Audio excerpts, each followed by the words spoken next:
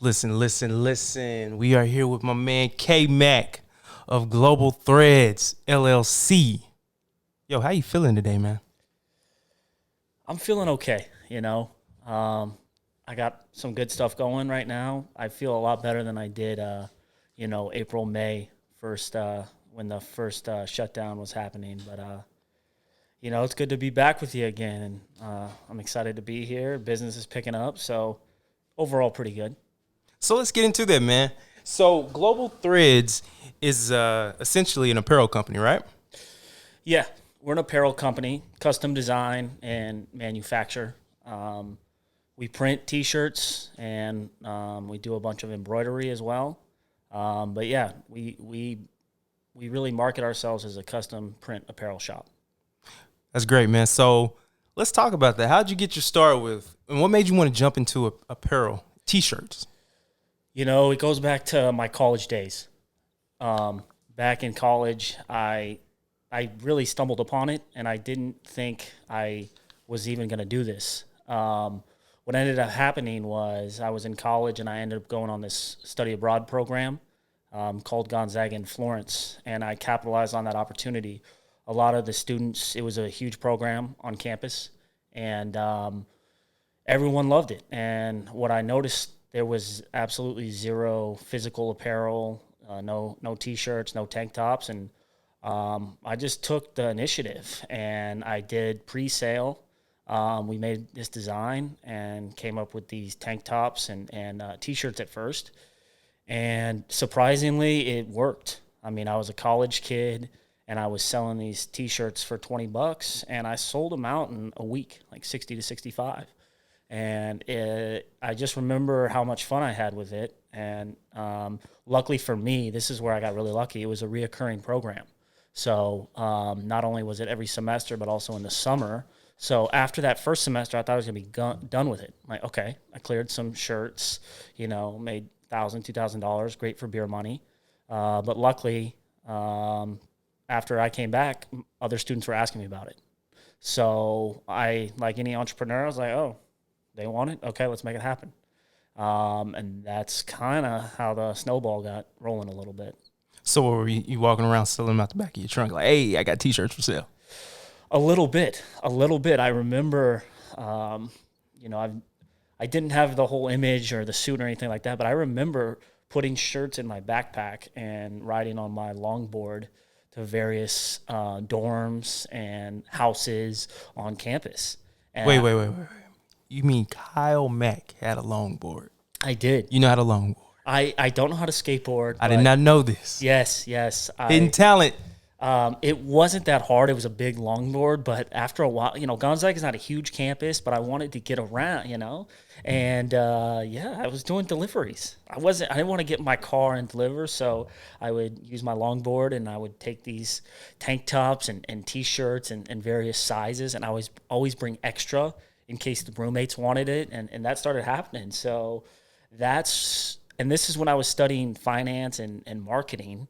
And I was like, this is so much more enjoyable selling these shirts, customer service, making my own money than studying for finance and accounting. So yeah, that's how it first got going. So would you always say you had an entrepreneurial spirit, or it just kind of kicked in from the experience you had in saying, okay, I can do this T-shirt thing because it's taking off? Yeah, I think when I really analyze it, looking back when I was young, I always planted it out in the universe like I want to be my own boss. So, it was planted pretty early in my life. But to answer, did I have the spirit?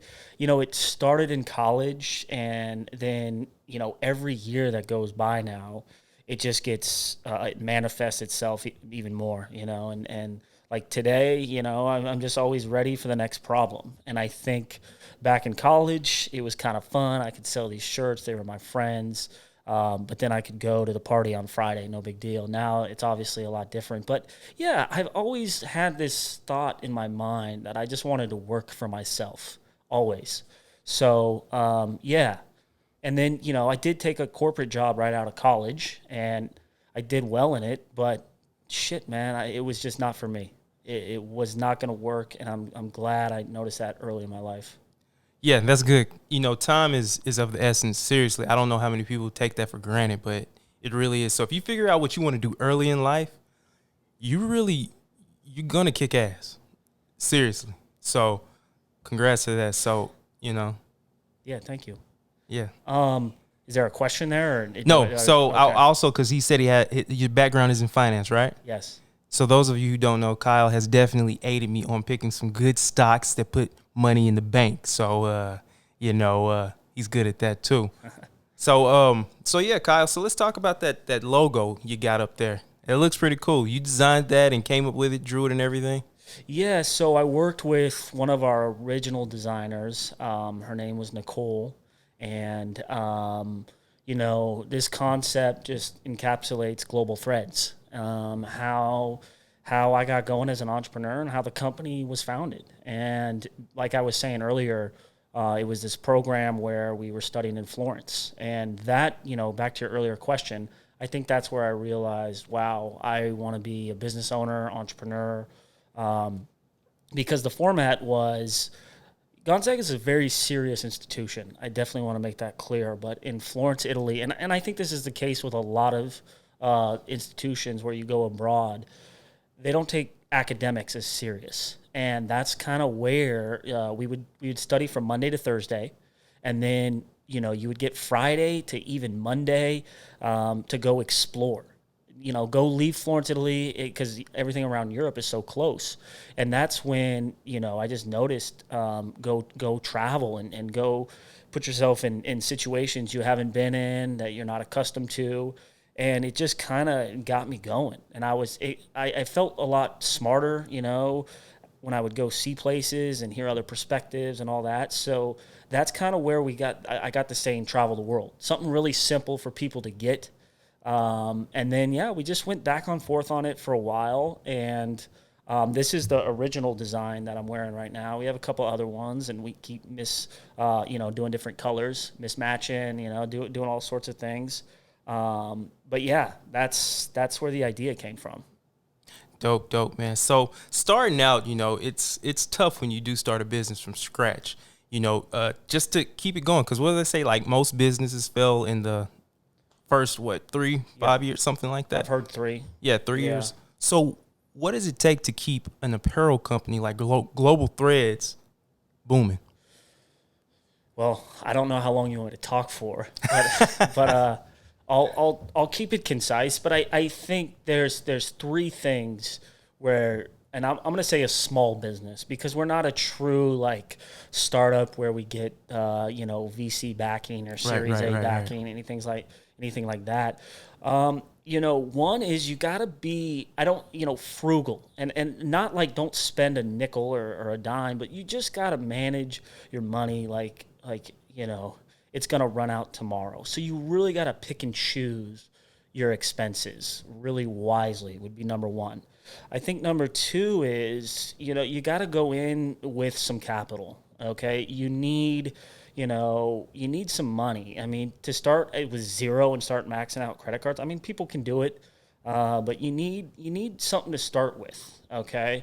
And then I think number 3, and this is the simplest, especially in my business, you need a good book of clients, and that's what I was talking about earlier, where when everything shut down, there were orders in the pipeline, but everything shut down. But I would say those 3 things, because a book of business and a good client base, they'll start ordering every quarter or once a year, twice a year. Maybe you'll get a client is every month, and pretty soon that'll get it going. But I think those 3 things will help you, and then just always stay.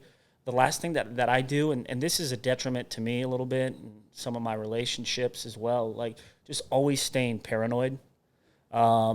Where's the next problem going to come? And even if you plan for it and all that, but those would be my things. But of course, that's not the only way. I'm sure people have various other ways. I'm sure you have a lot of good things that you could say on that. But those are the things that really have helped me and Global Threads to continue, especially in trying times like this. That's where the frugality and and loyal clients really come into handy, really. So when you got your first big client, how did that feel? And who was it, if you can mention? That was a day. I remember it was Nordstrom, and I was working at TD Ameritrade.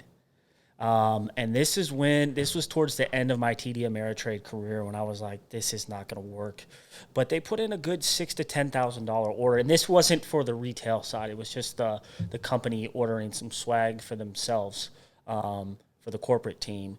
And it was I was working on it while I was at Ameritrade during the day, and of course, a problem arose, and I was at work, and I couldn't answer the phone. But I was like, you know what? I need to answer this. This is what I want to do. So I got off the phone at Ameritrade. You get docked and all that corporate stuff. I forget. I'm so glad I forgot what it's called. But if you're not on the phone a certain amount of time, and I took the order, and then it was just such an adrenaline rush, and I was so pleased, and I was just like, I can't go back to this life. I got to hustle. I got to do this. But yeah, that was the first major order. And that's kind of when I realized, okay, you're not going to be a retail type business, but use your skills, your customer service skills, your problem solving to help clients and solve their problems, get them good apparel and make it easy on them. But yeah, that was my first big client, Nordstrom's. Now, is that when you said, okay, Ameritrade, I'm done? Yes. The short answer is yes. I mean, I was still there for like another 6 to 8 weeks. But I just knew in the back of my mind, I was a good salesperson at Ameritrade, but after that, I was kind of just doing the bare minimum. My manager was calling me in like, hey, what's going on? What's going on? And I was honest with her, kept it real. I was like, look, I got something on the side that I like a lot more. And she was cool about it. But yeah, once you do that and you make that money, I think I was at least like, oh, this is easy, which I wish I could slap my younger self for that. But yeah, once that happened, I was pretty much like, this isn't going to work, this corporate lifestyle. So Kyle, it's not easy being an entrepreneur. So what are some of the biggest struggles you would tell a young entrepreneur to watch out for? Or what would you tell your younger self? Yeah, I think really good question. For me, it was kind of just like not when I was, I probably still suffer from this now, but the next problem is just right around the corner. I mean, I have my watch on and I get emails on my Apple Watch. And to be honest, sometimes I'm just like, I hope it's not something that I got to fix. The website's not down. A client didn't get what they wanted. The shade of color is a little wrong. UPS delayed a shipment. You know what I mean? Anything. And the list just goes on and on. And I think when I first got going, and I said a little bit earlier, when I first started closing deals, I was like, okay, I got this. No big deal. But there's always something new. Something always breaks. A client randomly quit. Or not a client, an employee. We had a designer that right away just left, got a better job. So I wasn't mad at him, but no 2 weeks. So, but the list just goes on. So I would just tell myself, my younger self, when things are going really well, don't get overzealous. Just get ready to hunker down for the next problem. And I'm just always kind of ready for the next thing to hit the fan, if you will. So let's talk a little more about those designs that you make. Yeah. Have you made any controversial designs that you feel like, ooh, I wish I wouldn't have went with them? Or it's like, wait a minute, I can't do this because I support, this cause. So this shirt will go against everything GT stands for. John Scott. John Scott is always telling me to do controversial things. He's got a funny saying. He's like, you don't make some money until you piss off some Christians. But I haven't. We're not so much on the retail side, so we do what our clients want. My father's proposed, a philosophical question to me, and I said I wouldn't do it. But the easy answer is no. We work with a lot of corporate clients, small business clients. So I would probably say no, but yeah, we had some thoughts about this, of course, during 2020 and Orange Man bad and all this stuff that we thought we could have some fun with. But no, I stay away from politics with the clients. We definitely, trust me, my clients will tell me. Some of, we're close with a lot of them. They'll tell us, we hope Trump loses, or we hope Trump wins. And I kind of just shut my mouth. You know me. Smart. I open my mouth all the time. Yeah. But with our clients and politics, I just focus on the business. So no, I don't. I don't do controversial things. We did a blackout shirt in support of Black Lives Matter. And You get any flack from that? no, I don't think so. No. It was with Cyril. So Cyril was upset about saying I made a lot more. Is Cyril black, or is he white? Cyril's black. Okay. Yeah. But it was his idea. But he only wanted to make. He's a good friend of mine. He wanted to make like 20, so I made another like 25. But no, it was people really liked it. We did. It just said #blackout, and then there was a #blackout with a fist. And people really liked the fist shirt, the blackout with the fist shirt. Yeah, a lot of meaning behind that. Yeah, but no, people haven't told me to my face. One of our employees said when we were posting about the blackout shirts, we did lose some followers on Instagram, but I wouldn't, who cares about that? I don't. I mean, so no, we've kind of stayed away and just focused on clients. That's good. So when talking about Instagram, how important is it that Global Threads has the best visuals, or just has visuals out there on social media platforms? So I'm not good at Instagram. I'm not good at social media. That is just not in my skill set realm, but it's so important for us. And we're investing in it now more than we ever have. And I'm putting people who can actually do it and have a good idea of visuals. So yeah, especially in our industry, people look at our stuff. They look at our aesthetic, if it matches. And when I was running it was just so bad. So visuals are so important, especially in my industry. I don't want to speak for other people's, but yeah, it's so big. And I wish I started investing in it earlier. But I'm glad we got some good people running it, and you guys should go check it out. No doubt. Global Threads LLC. Let's shout them out. How do we find you on Instagram? Yeah. On Instagram, it's Global Threads LLC. Antonio, got to give him a shout out. He's doing a great job. Shout out, Antonio. Yeah. Racinda's done a good job as well. But just, it's gotten better because it's out of my hands. Yeah. It's simply put. Tell us the Facebook. You on Facebook? We are on Facebook. I really don't like Facebook. But yeah, we have one. I think it's just Global Threads LLC. Well, then I guess the big one is the website. The website, globalthreadsllc.com. And this is my second baby. As Global Threads, just the company, is my first baby. But I've jumped all into the website, and this is part of being an entrepreneur. I'm sure we all do it. Entrepreneurs, business owners, whatever in any industry. I didn't know that much about web work about 3 years ago. I still don't now. I'm not a professional or anything like that. But we run on Squarespace and WordPress, and it's progressed because I've figured it out along the way. As opposed to paying someone $5,000 and not really being happy. Squarespace has a really good GUI, and I've been able to mess with it, move it around, do things on my own. And I want people to go on there, check it out, because if you do need a custom shirt order, we have it all, in order, where you can put in how many you need, when you need them by, what brand you want. The one thing we're working on ourselves is some custom code where people can upload their image.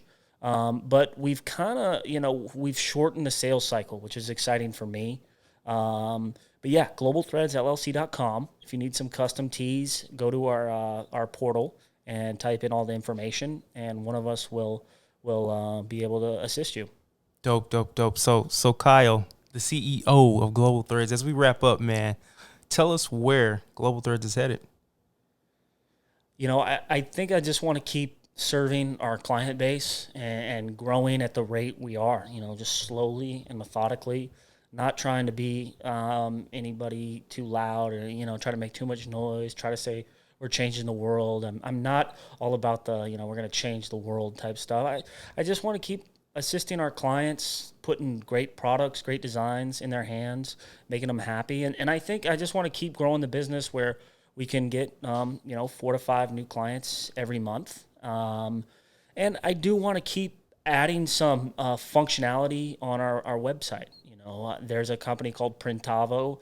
I think they're one of the few in the game where they've built in all the APIs. They're basically, they're not a print shop, but they've aggregated everything print shops need into one. And they're really good, but they could be better. And I'm thinking, maybe that's something we can do. But I want to keep assisting clients and continually improve things we can do on our site and just really serve our clients. Cool. And for people who are out there wanting to say, hey, we would like to promote your shirt and, maybe get a little kickback from that, do you provide any affiliate program? We do send out some Travel the World shirts. We send about 3 to 4 a month. And basically what it is, a lot of people who, traveler influencers will send a T-shirt. And as long as they post it, we'll send them free shirts and some of their friends.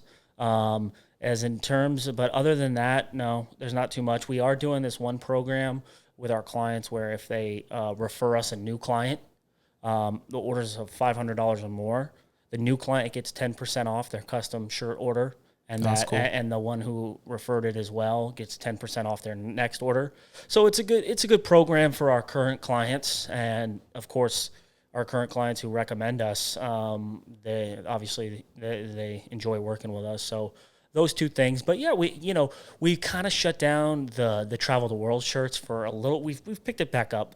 But we stopped that for a good 3 to 4 months. But if anyone wants to give us a great shot anywhere, we just try to show cool cities all over the place, U.S., everywhere, that's something we like to do. So DM us. We like to do some competitions, giveaways. That's what Antonio and Rescinda run. But yeah, those two are the promos we're doing right now. Cool. You heard it here first. K-Mac, CEO. Well, hold on. Kyle McAllister, the CEO, founder of Global Threads, located in Dallas, Texas, headquartered at WeWork, right? Yeah, we work 1601 Elm Street. Also, we're out there in East Dallas as well. But yeah, come check us out. Thanks for doing this, Donnie. And Donnie is one of our clients. Donnie's been a good friend of mine for a while. But thanks for having me on here. Hey, appreciate it, my man. Thanks. We're out. Thanks.